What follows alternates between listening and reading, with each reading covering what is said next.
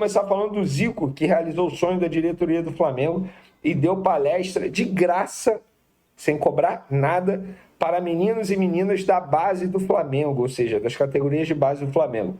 O ídolo foi questionado se aceitaria participar do projeto DNA Rubro-Negro e quanto cobraria. Porém, ele decidiu montar uma apresentação específica com um detalhe, sem cobrar nada. Na palestra, o Garim falou sobre o que é ser Flamengo, lembrou da importância do clube na sua vida, da referência dos avós e contou algumas histórias, como a dos campeões do Mundial. O encontro causou comoção, Zico foi homenageado e se emocionou, assim como a diretoria do Fla, com o sonho realizado. Cara, Felipe Luiz abraçou o Zico, assim, é sensacional. Eu fico até arrepiado, porque eu tive a oportunidade de trabalhar no esporte interativo e o Zico estava lá. E eu lembro como se fosse hoje, cara, o dia da minha entrevista para tentar entrar no esporte interativo, eu entrei no elevador, quem estava no elevador? O Zico. Eu olhei e falei assim, que isso, cara, tipo...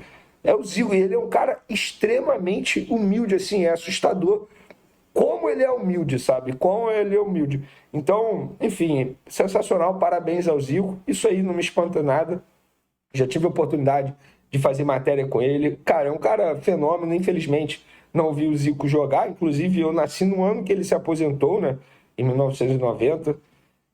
Mas, enfim, parabéns à diretoria do Flamengo e ao Zico, obviamente, por essa atitude. Agora vamos falar de um assunto chato, enjoado, mas a gente é obrigado a falar sobre isso, porque vice do Flamengo é denunciado por assédio após exigir pagamento no Pix.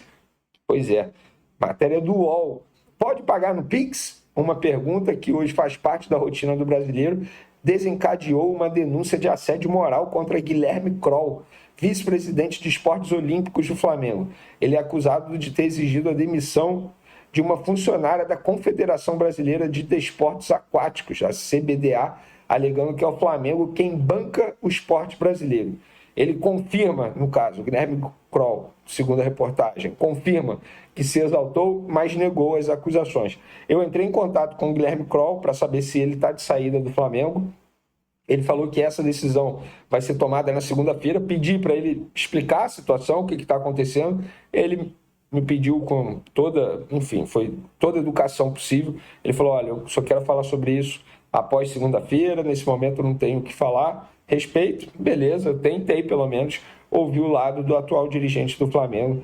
Pois é, o Guilherme Kroll sendo acusado de assédio e podendo deixar a diretoria do Flamengo. Vamos ver na segunda-feira as cenas dos próximos capítulos. Agora, Igor Jesus, galera. O Flamengo está muito próximo de acertar a renovação de contrato do volante Igor Jesus, um jogador que está se destacando no elenco principal, cria da categoria de base do Flamengo, tem vínculo com o Flamengo até dezembro de 2025, e o Flamengo, o jogador e os representantes do atleta, na verdade, estão perto de assinar a renovação de contrato por mais de 2 anos, ou seja, até dezembro de 2027. Lembrando que essa informação foi publicada primeiro pelo Goal.com, nós confirmamos a informação e as partes estão próximas mesmo de chegar a um acerto e aí estender o vínculo do Igor Jesus. Isso, obviamente, vai acontecer para dar uma valorização salarial ao atleta, que certamente está recebendo muitas sondagens, possivelmente o Flamengo vai receber propostas, e é do interesse do Flamengo em manter o Igor Jesus no elenco, até porque, repito o que eu já falei aqui,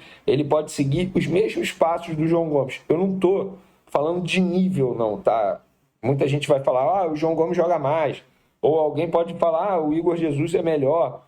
Eu não estou falando disso. Não estou falando ou botando os dois no mesmo patamar. Uma disputa de nível técnico. O que eu estou falando é que o Igor Jesus ele pode se destacar se ele seguir todos os processos certinho como o João Gomes seguiu. Hoje o João Gomes está se destacando na Premier League e o Igor Jesus ele tem potencial sim de crescimento.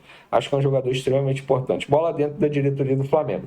Porém, outro volante aí que esteve muito próximo de sair, pode acabar não saindo, pelo menos no que era possível, no caso a venda para o Internacional, porque o Flamengo até o momento não aceitou, não liberou o jogador que vem treinando à parte, uma longa novela, a verdade é essa, o Internacional tem interesse, mas a situação está extremamente difícil. Conversei com pessoas envolvidas na negociação e todo mundo fala, olha, o Flamengo não quer abrir mão do que pede para o Lille, Recapitulando, o Lille é dono de 50% do jogador, o Flamengo é dono de 50%, o Internacional fez uma proposta de 4 milhões de euros por 50%.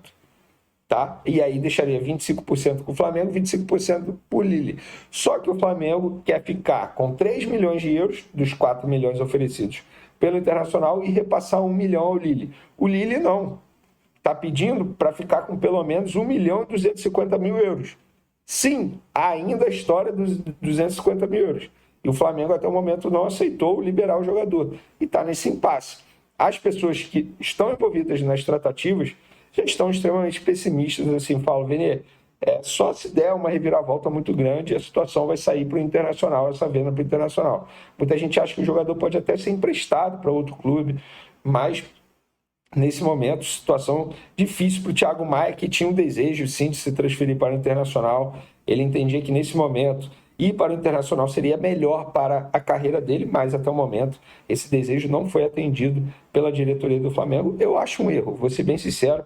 Não acho que a diretoria do Flamengo está acertando nesse caso do Thiago Maia, não. Muito pelo contrário. Acho que poderia, entre aspas, facilitar a vida do jogador, que tem um salário alto, a verdade é essa. Esses 250 mil euros aí já está custando o salário dele no tempo que ele está no Flamengo, treinando à parte, não está sendo aproveitado pelo técnico Tite, já perdeu espaço. Supondo que ele volte, seja reintegrado, até ele buscar o espaço dele, eu hoje, na minha opinião, o Igor Jesus está na frente dele, por exemplo. Ele vai estar atrás do Igor Jesus.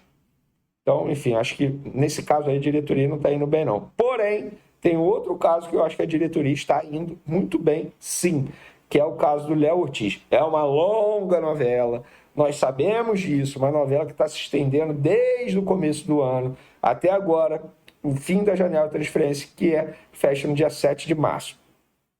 O que está acontecendo? A diretoria do Flamengo, como nós informamos no começo da semana, foi para São Paulo para sentar com o Red Bull Bragantino, com o jogador, com o representante do jogador e tentar sacramentar essa contratação. O Red Bull Bragantino bate o pé e exige aí 8,5 milhões de euros. O Flamengo está lá.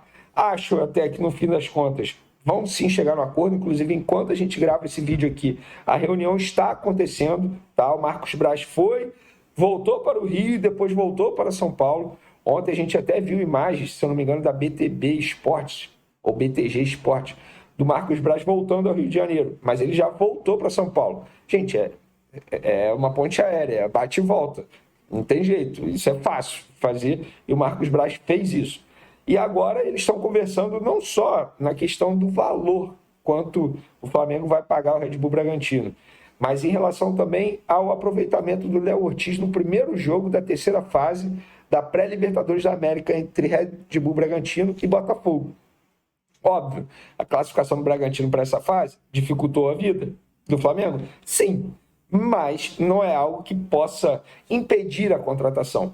Por quê? O primeiro jogo dessa terceira fase da pré-Libertadores entre Bragantino e Botafogo é no dia 6 de março e a janela fecha no dia 7.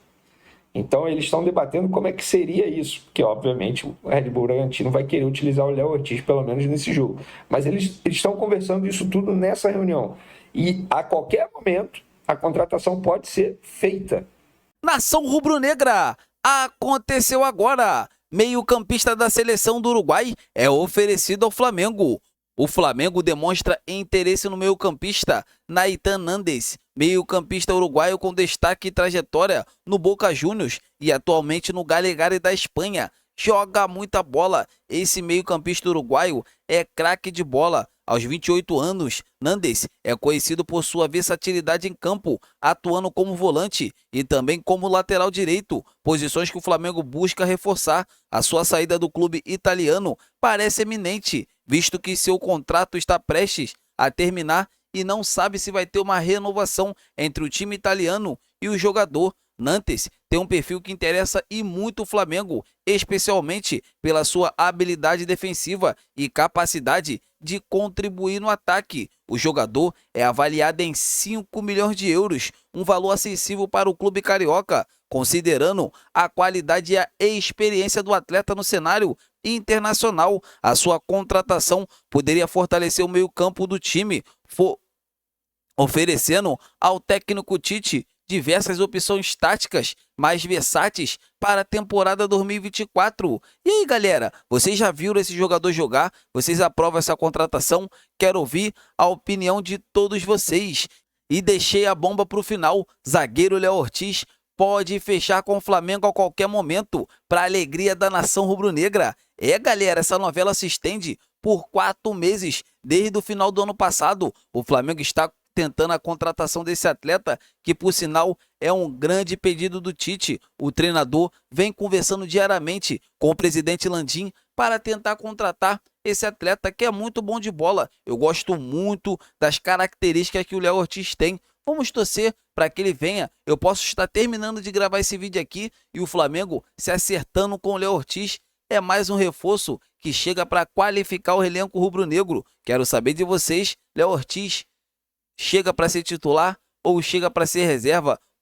Para mim, eu já vou logo dar aqui minha opinião. Para mim é o Léo Ortiz e o Léo Pereira. É isso mesmo, mas vamos ver o que o Tite vai fazer. Então é isso, abençoadas e abençoados. Eu tô indo nessa. Gostaram do grande conteúdo? Até a próxima. Fiquem com Deus.